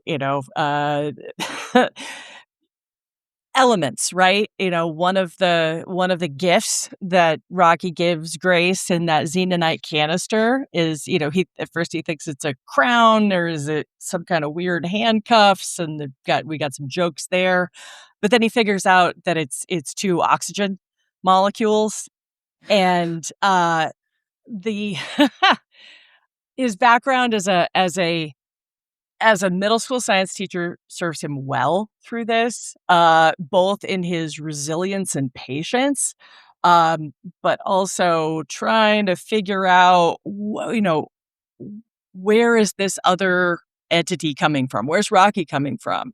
I know he's had to do that for years with his students, and he's willing to do it in a way that he wasn't willing to do it in the academic community. So the shared languages of these universal constants, math and science, that's where it starts. But then they do form an emotional bond, and that makes their resolution to save their home worlds that much greater. And I'm a big fan. You don't have to love your collaborators, but it certainly makes it a lot easier to be shoulder to shoulder, when using humor to trauma bond, to go off and to solve really, really difficult problems. Yeah. Right. Now, I think it's I hadn't considered that actually. Like, he has to have the patience of a middle school teacher, and he has to come from a place of empathy in order to teach. Therefore, hey, this thing's trying to communicate. It doesn't seem hostile. So what is it doing? Might I figure out how to understand what it's doing? Yeah. And starting from that place of like, here's the problem. Let's like reverse engineer it using the tools of math, linguistics, all of these tools that he has in order to like kind of like eventually establish a line of communication with Rocky, which is the beginning of the collaboration that leads to them, overcoming the astrophage. Right. They've got this shared mission, Shared mission. I love that too. And also, I mean, I think another thing that sticks out to me, and Brock, I'd be interested to hear what you thought about this too, is like at one point Rocky risks his life, which is not only his own life. If he fails his mission, if Rocky fails his mission, his entire planet is also doomed. Yeah. So he actually risks his life in order to save Grace, which I found to be really beautiful. That was probably the moment I got the most emotional, is when he gets out of his little bubble into the Earth-like atmosphere. And I actually wasn't sure if he was going to make it, because I hadn't read the novel. I'm like, and the movie did a good job at like being like, well, we've seen him. He just lays there. We're not sure if that means he's dead or if he's recovering, because he doesn't have like the normal signs of life that we would expect on Earth. I found that to be an especially emotional sequence in particular. But Brock, like, what did you think kind of about how the film sort of approached problem solving through that kind of like collaboration and empathy? And that scene you're talking about where he gets out of his xenonite bubble to help Gosling, it's also like, I also saw it as him almost because like who knows how he would have got back to his ship, but it's almost he was gonna risk failing the mission on both their parts to save his friend too, instead of just thinking about finishing the mission. There's just so many ways you could have kind of taken it in that moment, which also kind of speaks to the bond that they had. And Stephanie, you talked about it too, like how they form their communication in the tunnel with how they do time and the stopwatch and him going with like the clock that Rocky brings. And that's like the basis of how they form communication. And I love how you said it with you have to have the middle school teacher patience, because I never thought about that. And that's really funny. But I think it's just,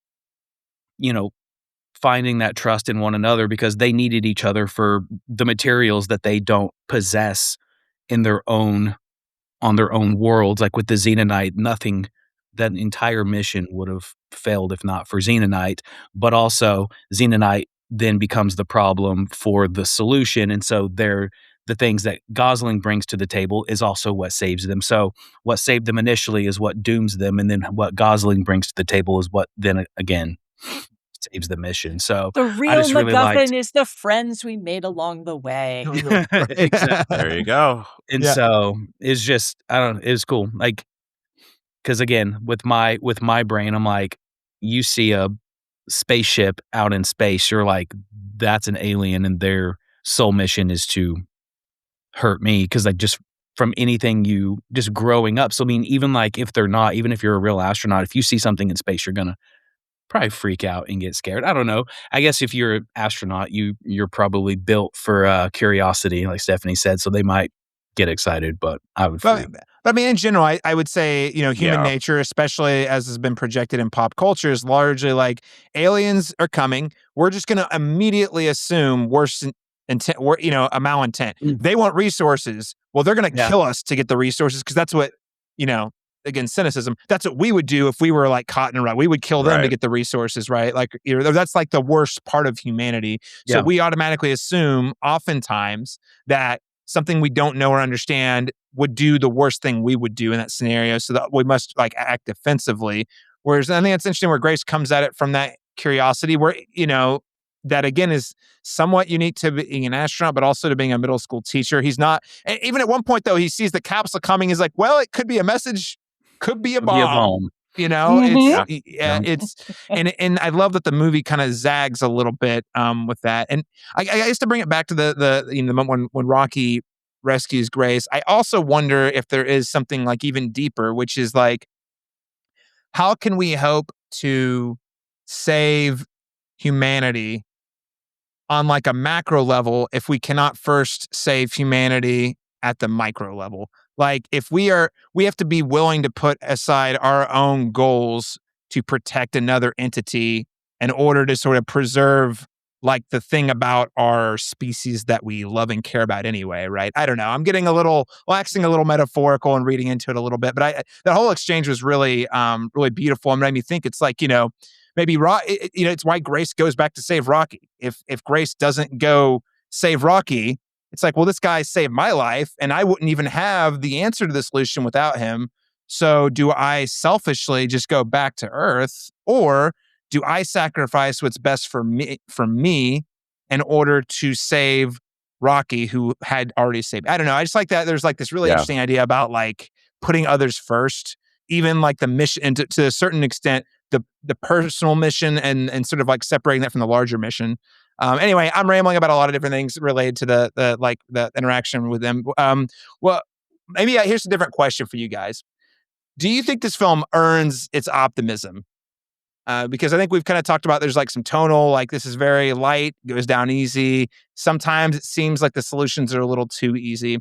And Brock, I'll throw it to you first, just because I know that was a thing, like you mentioned, that maybe the solutions came a little too easy. Do you think the film earns the right to be optimistic, though?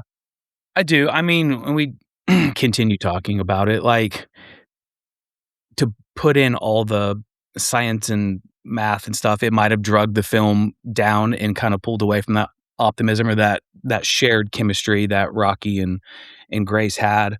So, but no, I mean, I do. I think it earns its optimism. Ron, how about you? I think in the context of the story that it's telling, yeah, sure, I think it does, or it does enough, I should say. I think my overall critique with the optimism is more it, it's under the idea that maybe it's kind of hard for me to believe that our current world government would be united long enough to support or follow through with a project like Hail Mary. I'm not convinced of that. Um, so, um, so that's where a certain degree of suspension of belief has to come into play to really buy into the story that they're telling here. And I think that there are a lot of charming and well earned laughs in this. I just think that when it tried to switch into kind of more emotional beats or the we're in grave danger moments, I was a little less convinced because of the film's again kind of sugar overload of charm, humor, and whimsy. But that being said, those aren't negative qualities to have in a movie. And I think that the objective of having optimism in this movie is achieved in that sense. I just think that as a personal viewer with the story, that it took me in and out of that because it was overly genial to the point where I was like, are they really in danger? Or the movie's leading me to think that we're having too good of a time. They're not going to ruin it for us, sort of thing. So that's the only thing. I really do think it's just a tone thing than it is a story thing, if that makes Yeah. sense.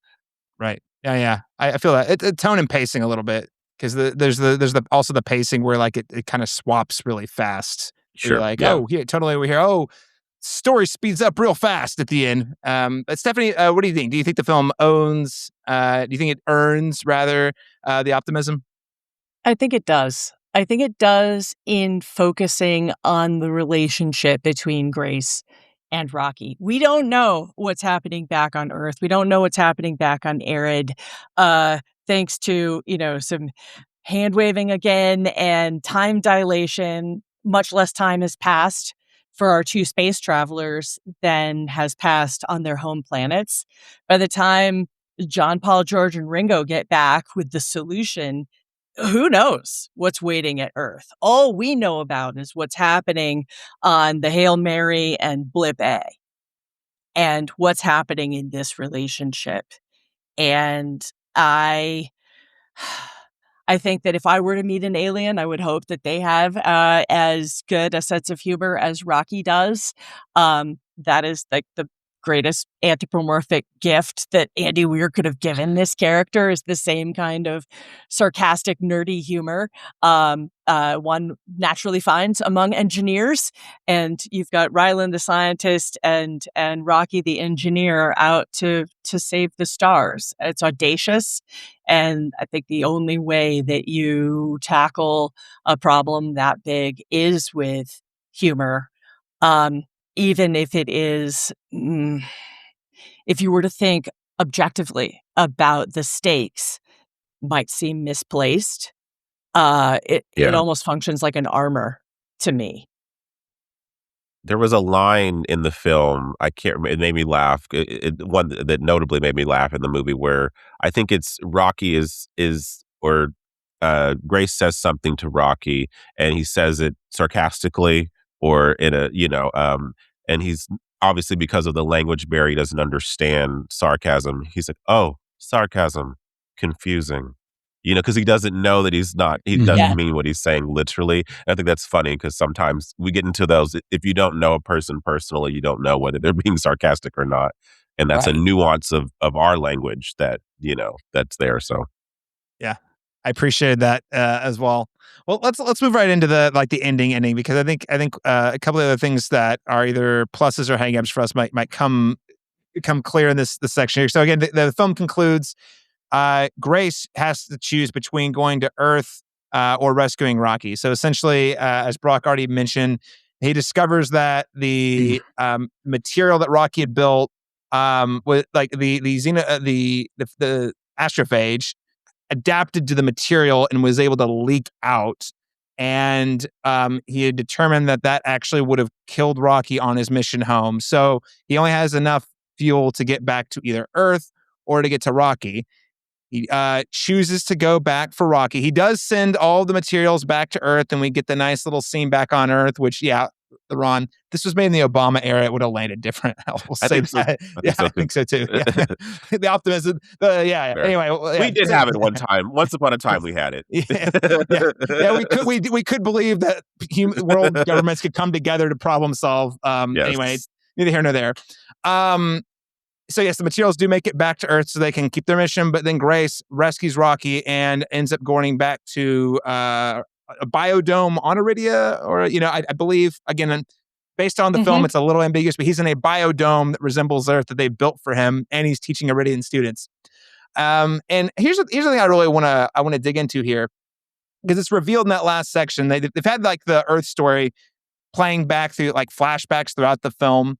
And the last one we get is basically, that's when we realize, Grace was forced to go on this mission. He had no agency, really. His answer was, I can't do this. I can't do this. I can't do this. Obviously he does. Yay.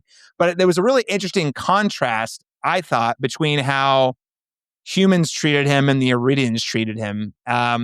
Mostly that, like, he's like, can I just think about this for a little bit? You got 3 hours, and we get this contrast with Rocky at the end. Hey, we've got your stuff ready to go back home. And he's like, can I think about it for a while? And he's like, you can think about it as long as you need.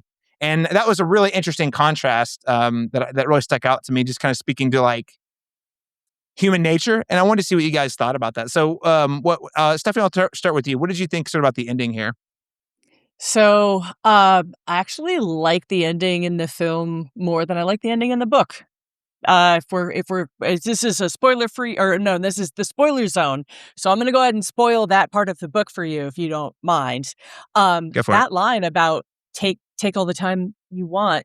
Yes, you should take a lot of time. With the underlying subtext, you're my friend. I want you to stay. I enjoy your company. You can go home, but I don't really want you to. That's not there. Like the whole we've patched up the ship, we've made more fuel, you can go back. Not in the book. And I liked it. I liked it more in the film. I did. I liked his reaction when Strat says, I hope you can understand why I have to do this. And the screaming, and then no, and the fit, he's running. Made him more believable to me. If it had been this heroic, like, I don't want to die, but I'll do it for the good of humanity, I don't think I would have bought it. Yeah. No, absolutely. It lend itself not only to like just, I think, a general human authenticity, the reaction most people would probably have if they're being forced to do something they don't want to do, but it's also consistent with the character we've seen throughout the entire film. Like, even when he gets on the mission, he's almost reluctant to believe in himself that he can do it, Brock, what did you make of the ending? I agree with Stephanie. I like the ending in the movie a lot. And also, I don't even think in the book, I don't think it shows the Beatles even getting back to Earth or what happens. You're just left to assume that they make it back. You don't even know. Yeah. So that was kind of cool like to ships see in a that. bottle, right? Or message in a Yeah. bottle. So it's kind of cool to see that that there was ice and like the sun had started doing its thing, but there was still hope. And I like seeing Strat in that moment getting that message. I thought that was kind of cool. And in the book, another major thing with him being forced to go is that he has what's called a coma gene. So people being in a coma for that long, lots of people would die. And there's only a certain amount of people in the world who have a coma gene that could sustain that length of time without getting like brain damage or dying or any of that. And he was one of those people. And so the pool was even smaller than what was even made to be seen in the film. So him still refusing to sacrifice his one person to save 6 billion people just spoke to the cowardice, and that he even said, he's like, I don't have that. I'm not brave. I can't do that. So that turning into kind of the strength at the end, whenever he could go home and could go back to the place that he wanted to stay and wanted to die on, regardless of how long he had on Earth, to sacrifice himself for another planet of things, people, whatever, Iridians that he had never even met, was kind of cool that he would do that, not knowing that they could make him a biodome and let him live there for the rest of his life. So I don't know. It was kind of cool. What was a weakness then became like his strength, and all he had to do was find the right extraterrestrial to make it worth it. Not 6 billion people. He just needed one rock-shaped friend. Well, and also like he finds, you kind of see the arc because he himself, he has proven to himself by that point that he can do it, right? Like, there's all this stuff. He's afraid to go to space because he doesn't believe he can do it. And that's the whole voyage we see of him in the movie leading up to when he meets Rocky and then working with Rocky, is him sort of like proving to himself that, oh, I can do it now. So seeing how that sort of mindset shift at the end is really notable. Yeah. But in the book, I don't think he even remembers that he didn't want to go until a little further in. And then he starts remembering more. And then he's like, oh crap, I didn't even want to do this. And it's a completely like mind F on him. Cause like, that's why the book is so good, because of the breakups of flashbacks to present time on this ship and how they really flow in and out of each other to kind of help the story it's telling at the moment. So that's what the book does really well, is it makes those time jumps like flow in and out of each other so perfectly that like it doesn't feel jarring. It's really beautiful how it was written. Yeah. Oh, so clarifying question, and this is actually a question I had, random small thing. The coma gene thing, that's really interesting. Is that why the other two astronauts don't make it? I was a little unclear about that. They blew up. They were doing experiments. They had it too. Oh yeah, no, sorry. I thought you meant the ones that blew up. Yeah, no, those other two had it as well. All three of them had, well, all seven, let's say, because you had the primary crew, the backup crew, and Ryland Grace, who was backup to the backup, even though he didn't know it. They've all got this coma gene. But even with the gene, the other two didn't make it. And so, like, one theory is that the fact that he gets on the ship already in a coma state, a medically induced coma state, whereas the other two are awake when they launch and then go into coma mid-flight, that maybe that introduced a problem. Or maybe, the gene isn't as, foolproof as they thought. Yeah. Well, and that's kind of the messy thing about science sometimes, right? Like it's not the thing. It's probably not the things you know. The problem. It's the things you don't know. That's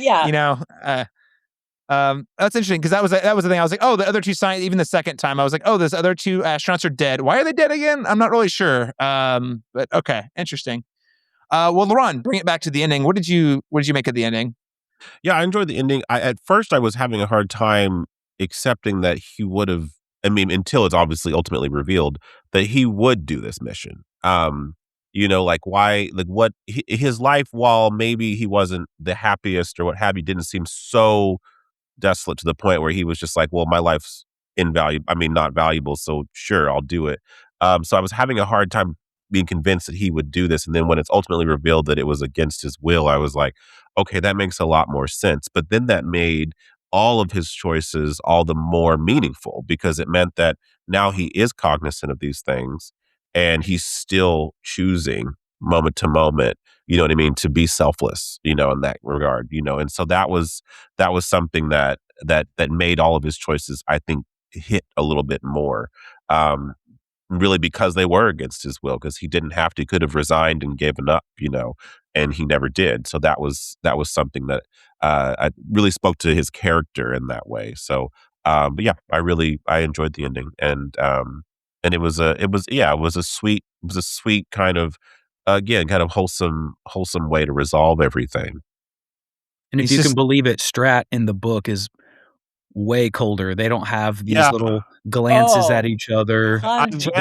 She does not sing karaoke. I read that she was stoic and that they did a lot of changing to make her more sympathetic on screen. And also, can we just shout out Sandra Hüller singing Harry Styles' Sign of the Time? That feels like an important cultural moment. I think she said she picked that the night before she was supposed to do it. That's so funny. She has a very lovely voice too. I was surprised by that too. Doing a gut check with her daughter.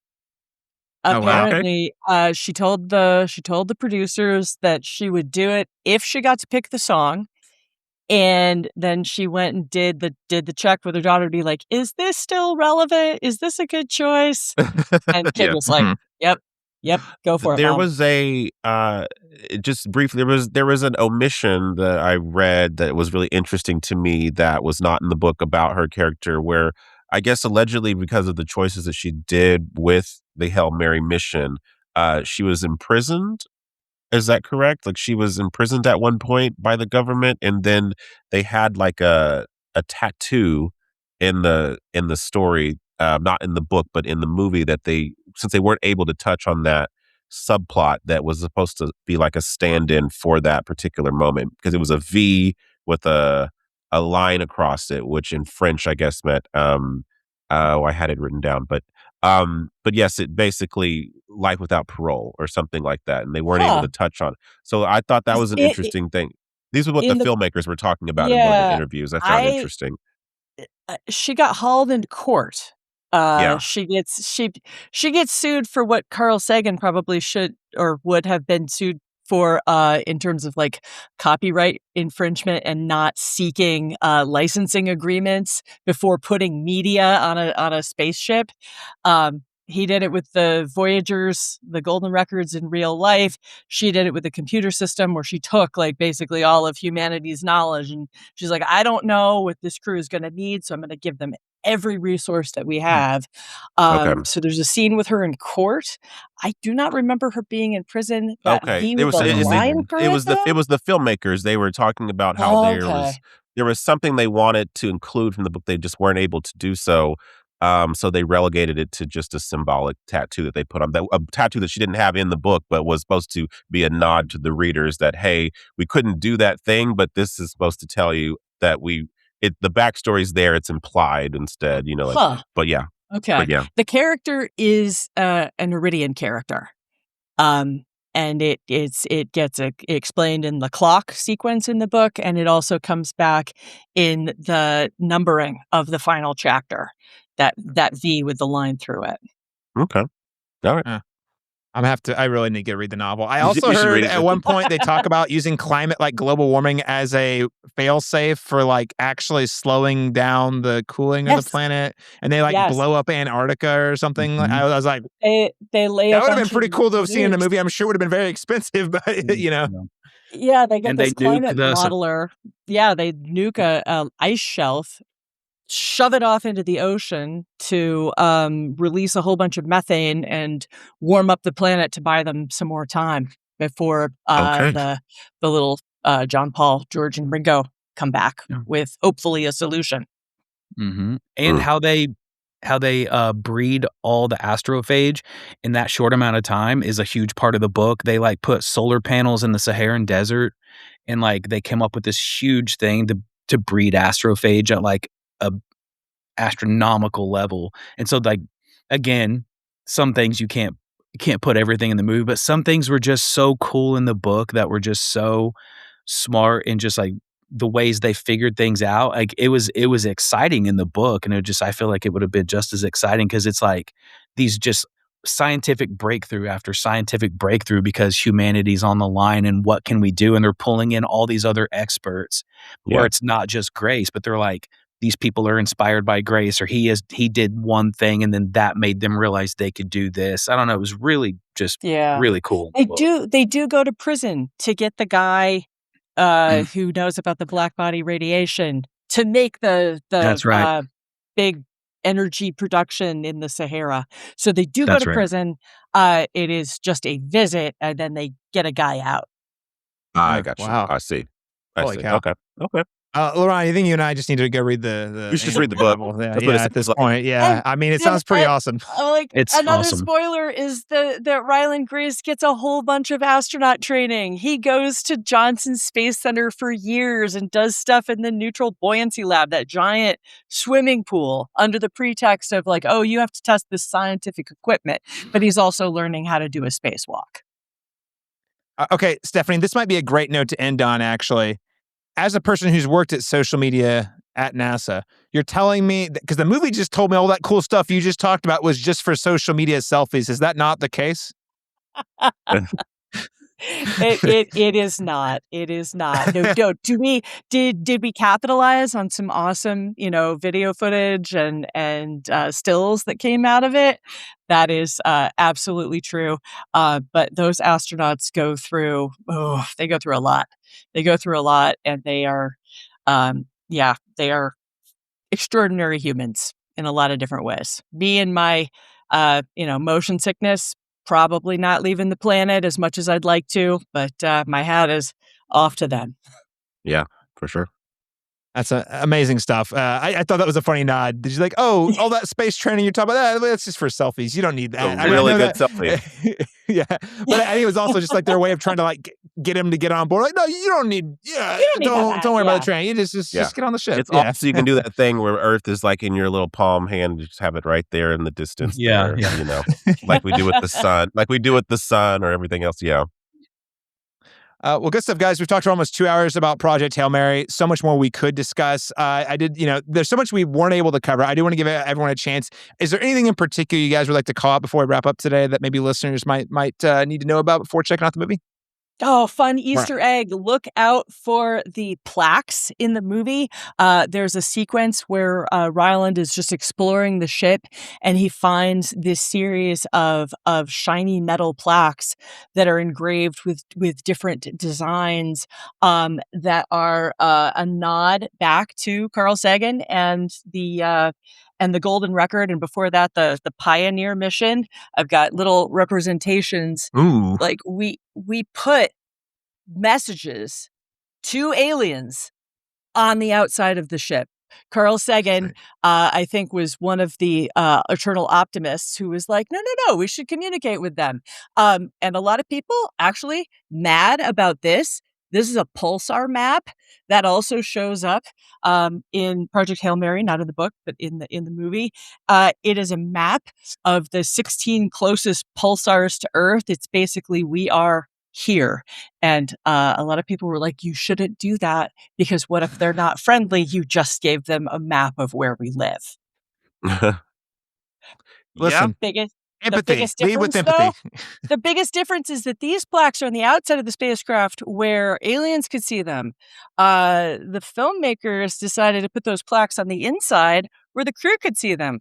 So were they there in case their brains were mushy when they woke up from their comas? I don't know. I just think it's a really fun Easter egg to go look for.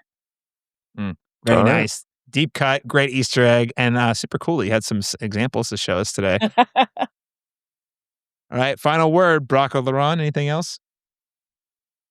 I would say go see the movie, but it looks like 2 weekends in, all of you did. But if you haven't yet, go see it. It's a lot of fun, and see it in the biggest theater you can. Yeah, with the best absolutely. sound system. Yeah, if you haven't seen it already, absolutely go check it out and drop the extra money on the IMAX or the Dolby or what have you in order to see it with the optimal viewing. And I saw it a second time and I have zero regrets. So not worth. It's definitely good enough to justify a second warning, at least in my book. All right, well, guys, hey, this has been so much fun. I appreciate you all taking some time out of your day to talk with us about Project Hail Mary. Stephanie, first time guest, thank you so much for joining us today. Where can people follow you and all the great things you're doing as you return back to your life as a civilian? As a science communicator, you can find me at Stephist, STEPHIST, wherever you get your socials. And if you're curious about all the cool stuff that NASA is doing, they're at NASA, also anywhere you get your socials. All right, check her out. Check Stephanie out. All amazing work. Brockness Monster, Broccoli. Hey, just want to say, man, I'm really glad you're here and you weren't murdered by Ghostface. I know I've said it a couple times, but this is also a soft plug. You guys should go listen to our Scream 7 podcast. But Broccoli took one for the team. Not only did he see a very bad Scream movie, but he also took some actual stabbings. You got to check out the episode to see more. Glad you're still with us, man. Where can people follow up with you and all the great things you're doing? Ghostface knew what I was going to say about that movie, so he tried to keep it quiet. Tried to save you. I'll be back for 8. They can find me at Brockness_monster on Instagram, and then also Broccoli Design. All right. Awesome stuff. Always great sharing the mic with you, Brock. LaRon Chapman, where can people find you? You can follow me for more reviews and podcasts here at thecinematropolis.com. I'm also on Letterboxd at black_Cinna_man. Letterboxd, check us out. I'm C Masters Talk. That's letter C Masters Talk. You can also find me on Instagram using the same handle, or just go to thecinematropolis.com. Go to the Cinematropolis YouTube. YouTube is a new channel for us, giving us a subscribe and commenting. Big boost. Check us out there. Again, cinematropolis.com, Cinematropolis YouTube. Thank you so much for joining us, everyone. We're going to stay in the galaxy for the next episode. It's going to be a short little bonus episode coming at you later this week, but I could not, in good conscience, not talk about Super Mario Galaxy, so you'll have a little bonus review coming from me later this week as a huge diehard Nintendo fan. But we'll otherwise be back in 2 weeks with our review of the A24 drama that's getting a lot of talk on the internet, The Drama. Must be dramatic. Thanks so much for joining us, everyone. We'll catch you again next time.